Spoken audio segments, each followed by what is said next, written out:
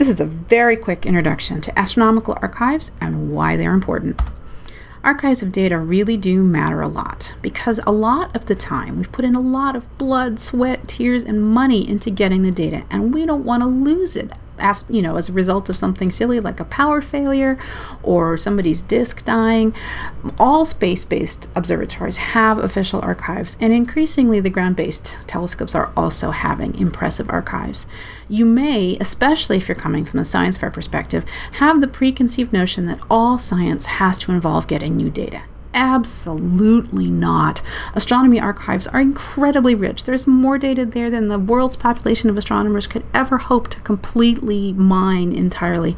So there are plenty of journal articles that just use archival data. Now the caveat to that is that if you want to get published, it has to be new work, but old data, totally fine. When you're making an archive, if you don't make the data easy to get to and easy to use, then people just won't use it. It's not true that if you build it, they will come. You have to build it well, and then they will come. The flip side of that is that some archives have extremely devoted users. For example, there's one archive in Europe that has a lot of people that really like their interface, their look and feel, and the way that they work. And so they have absorbed the entire WISE catalog from Ursa, and they serve it themselves using their interface. The community as a whole is working on better integration between the archives. One of those big efforts is called the Virtual Observatory. Some of these archives are interlinked very, very well, and some are not, but I'm expecting that to change in the next 5 to 10 years. So data curation turns out to be quite a challenge. Keeping track of all the data that we get is not at all trivial. And you may have some insight into this if you simply try to manage your own digital photo archive. Some people just give up because of all these issues. So some of the issues you might encounter are, okay, I've got these pictures that were taken on this date, or wait, was it unloaded on this date and just tagged as the last modified time as opposed to the date it was obtained? And then you may have files that have different numbering systems. Wait, whose camera was it? Was this my husband's? Was this mine? Was it my phone? Which one is it coming from? Oh gosh, I found an SD disk in the bottom of my camera bag or the bottom of my backpack. Did I already unload it? Have I unloaded the photos from the phone on this computer or that other computer? Or you may have a disk failure and you really hope, if it's your own photos, that you have a backup of those pictures.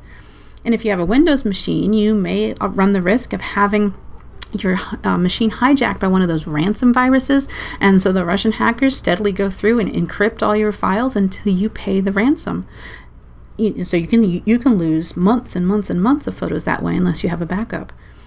Or once you get a new computer, you may try to transfer the data over and realize, holy cow, it's going to take 8 hours to transfer all my photos. And then maybe if you're going back through the archive, I just want this picture of this one event that may have happened in the first 6 months of 2010. What do I search on? How do I sort through the photos that I have to find the one that I want?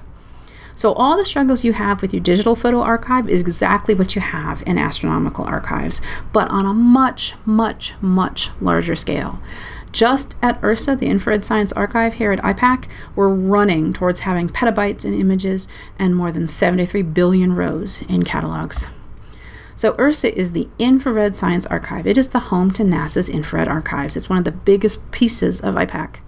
Our priorities at Ursa are to ingest new data from missions that are ongoing, such as Spitzer, NEOWISE, and SOFIA. We're supposed to ingest new processing of older data, which may include Planck, Herschel, or contributed data to the archives. We have to maintain the archives, which means we have to support flight missions and make it easy to do new science with the data that we have, as well as preparing for new missions. And embedded in that is, the mundane day-to-day issues of, okay, this disk is failing, let's make sure we copy it over before it fails, and make sure that we're robust against hackers, all that stuff. We want to enable cutting-edge research by enabling tools that allow you to mine the data efficiently, that can talk to other archives through virtual observatory protocols. We also want to support users with specific questions about using the archive, and you can look at the sky at many different wavelengths over time and do big data kinds of research with the data we have at Ursa. In the end, at least 10% of all of our free astronomy journal articles produced today use, at least in part, data that ultimately come from here at Ursa.